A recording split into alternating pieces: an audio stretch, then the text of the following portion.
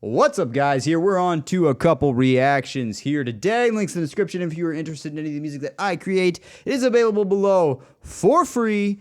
Anyways, here we go. I guess I got a new song out. You guys can check that out. That is Immigrant Song. I did a guitar cover. I can't sing like Robert Plant. I don't know many people who can, even in like the famous realm. So I faked it with a guitar. Here we go. So we got Bad Wolves. What is this? Bad Wolves. Killing Me Slowly. Killing Me Slowly, huh? I mean, this is off their new record that's coming out here pretty soon. I have no idea, how all the songs are going to go. The one that I've heard was really good. And hopefully this is very good, too. I mean, Bad Wolves has a pretty unique sound for a band that's on the radio. They have a little bit of the djenty thing, a little bit of the metalcore thing, and a little bit of the mellow death thing. And somehow they're on the radio, probably because Tommy Vex sings, and he sings incredibly well.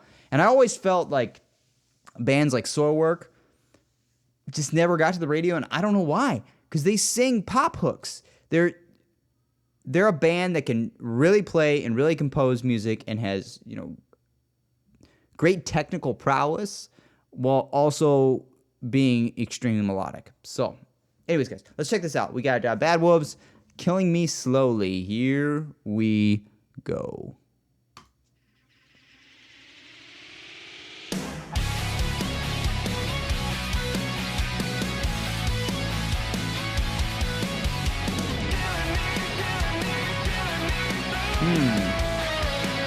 Alright, it's a little different.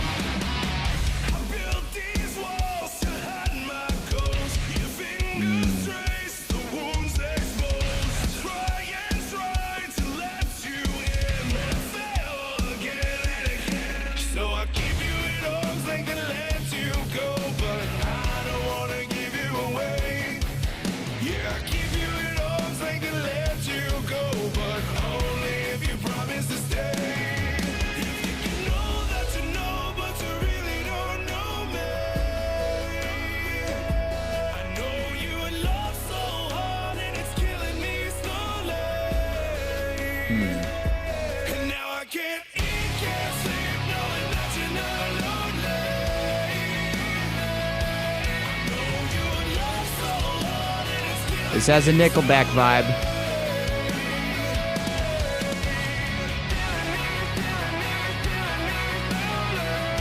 Super Nickelback right now.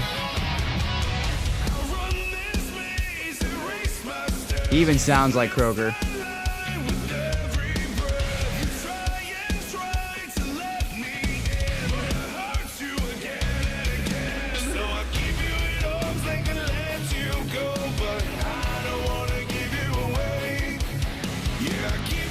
This is such a Kroger melody right here.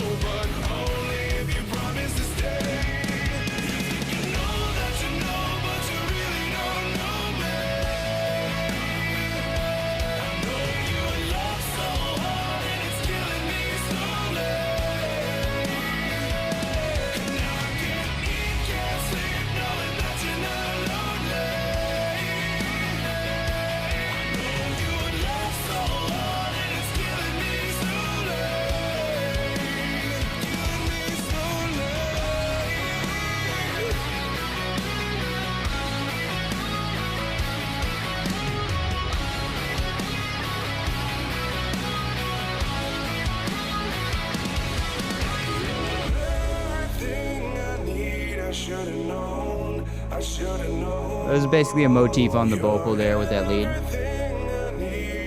which sounds cool as long as there's more to it, usually.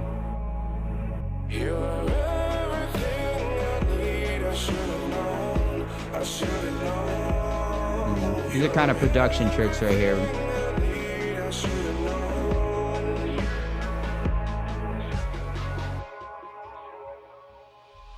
You think you know that you know, but you really don't know me. I know you in love so hard and it's killing me slowly. And now I can't eat, can't sleep, knowing that you're not lonely. I know you in love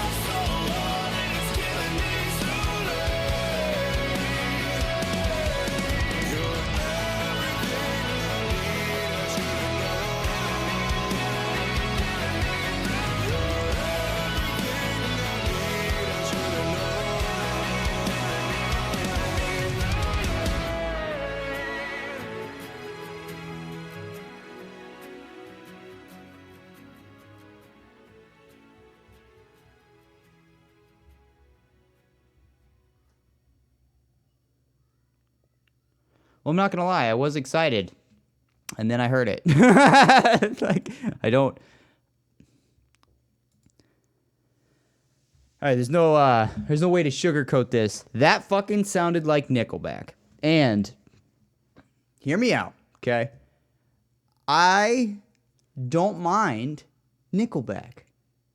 And I'm not kidding. I'm not being facetious. I don't mind them. I think that Nickelback started the sound that you hear all the other bands in this radio rock era that happened, you know, in the like mid 2000s, you know. It's basically like post nu metal. And a bunch of bands copied them. You know, you got Theory of a Dead Man. Oh, fuck, they sounded like Nickelback. And then you got Hinder. Oh, fuck, they sounded like Nickelback. And then you started hearing some metal bands that were playing like metalcore come in and sound like Nickelback. Fine. It's okay that you wanted to do that. But if you're trying to prove that we can write radio rock hits too by sounding like another band, it doesn't work. I'm sorry, but this is a bad song for Bad Wolves.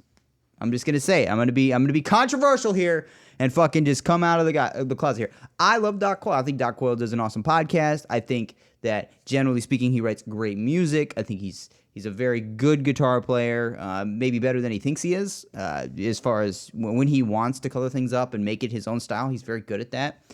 But this was definitely a copy and paste of a Nickelback style of music. And it didn't have anything Bad Wolves in it other than the people are playing are the people from Bad Wolves. But it didn't have any characteristics that I think Bad Wolves has kind of developed for themselves into a sound that is their own. This is very much someone else's sound. And it sounds like that. It sounds derivative. It sounds like they were trying to be on the radio. That's exactly what it is.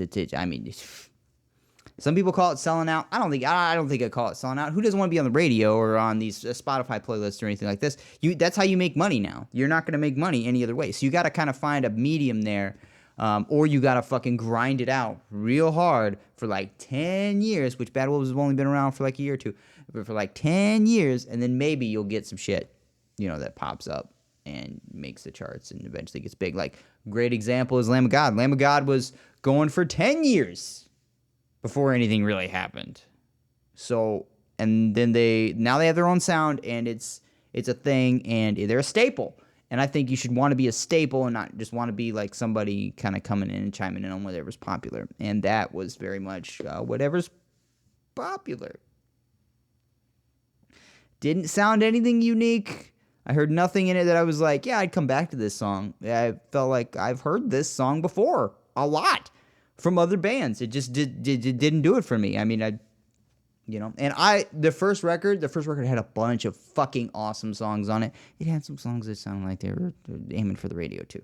So maybe they try to balance it by having deep cuts that are fucking metal and heavy and secret, and then have some radio songs, so you know that people will actually buy the record and maybe listen to the deep cuts. Because yeah, it is. I mean, it is a thing where if we don't bring people in from the rock world, from the popular verse here, if we don't bring them in and get them to at least listen to some of the other stuff, they don't even know about it. I mean, these reaction videos that you see, other than mine, you know, you're going to see a lot of these reaction videos. If you haven't already, I mean, you might be one of these people that surf them. I surf them. I like them. You know, I love Lost in Vegas. Lost in Vegas is, you know, two hip-hop guys who fucking love hip-hop and R&B, and they're listening to metal, and you hear them preaching about Opeth now. Why are they preaching about Opeth? Because Opeth is fucking amazing.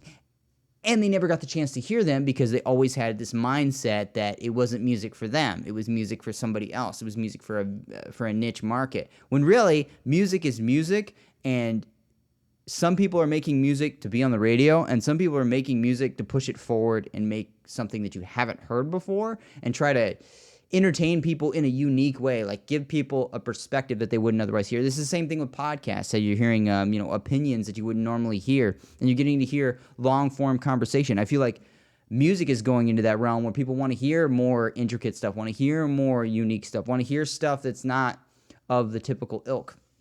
You know, and Bad Wolves isn't doing that with this track. They're just not doing it.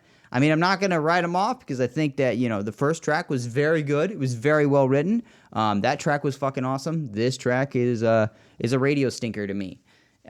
Other people are gonna like it. Fine. I don't argue. Whatever you like, you like. You know, if you like this kind of style, this is your style. You think that they did enough unique stuff in it. That is your opinion, and you are absolutely entitled to it. But my educated opinion as far as music composition and choices in melodies and things like that, this is definitely it's straight down the pipe generic. So, anyways, guys, thanks for checking out the video. Until next time, laters.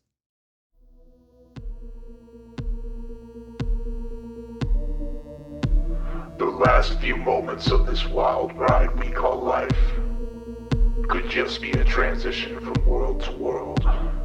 It could simply be an astral transformation from one consciousness to another. Fractals are thought to be the connection between us and the other worlds of the multiverse. The light we are asked to follow at death is a fractal. When you are knocked unconscious, you see fractals. If you're lost in the astral plane of a psilocybin-induced journey, you sometimes see fractals. These broken, seemingly random structures of light are filled with crazy mathematical perfection, yet are far from perfect at the naked eye. Could the door to the ever-vast, ever-expanding, ever-changing multiverse be guarded by the light of these fractals? Does immortality truly exist? The only way to know is desire.